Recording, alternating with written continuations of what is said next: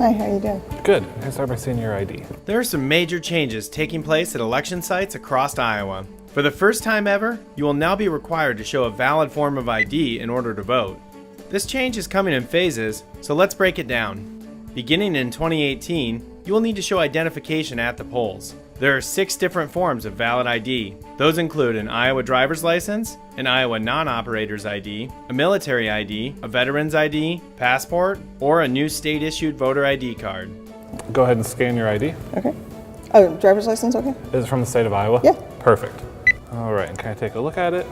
The Secretary of State issued and mailed out over 120,000 state-issued voter ID cards for all registered voters who do not have an ID issued through the Iowa Department of Transportation. If you did not receive a voter ID card and don't have any of the other forms of identification we listed, you need to contact your county auditor. They can also assist you if you lost or misplaced your ID card. Once you've received a voter ID card, sign it and place it in a safe location. So what happens if you show up on election day without an ID? In 2018, the voter ID law only takes partial effect. During this year only, voters who are pre-registered in the correct precinct without the necessary identification will be asked to sign an oath verifying their identity. That person will still be allowed to cast a regular ballot. Here's your ballot. You can just take it over there, fill it out, and once you're done voting, you can take it over to that tabulator and put your voted ballot in there. The law takes full effect January 1st, 2019. Then, if voters don't have a required form of ID, they have a few options. First option is to bring an attester with you, meaning a person who is willing to attest to the voter's identity. An attester must be able to provide one of the accepted forms of ID.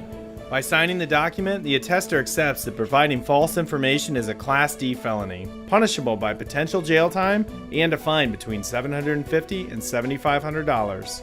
The second option is to provide proof of identity and proof of residency, the same as if registering to vote for the first time.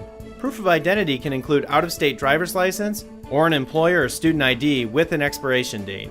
Proof of residency is typically a utility bill, lease, or pay stub.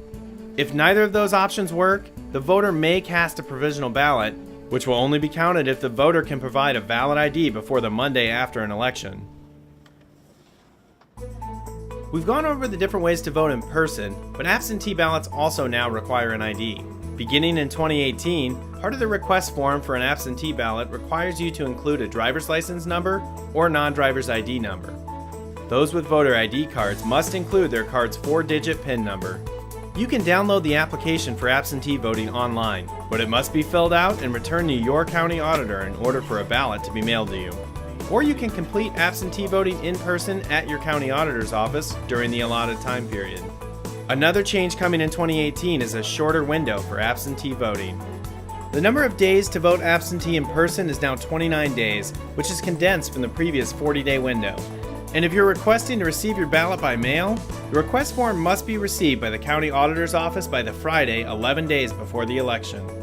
When the request is for a general election, it must be turned in by the Saturday 10 days before the election.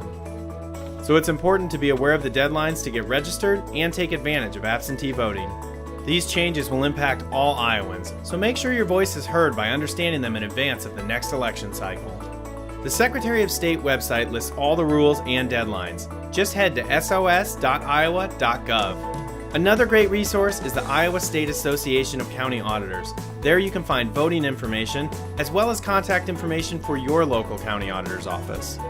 And if you need assistance with translation services or have accessibility concerns, you can reach out to your county auditor to make arrangements.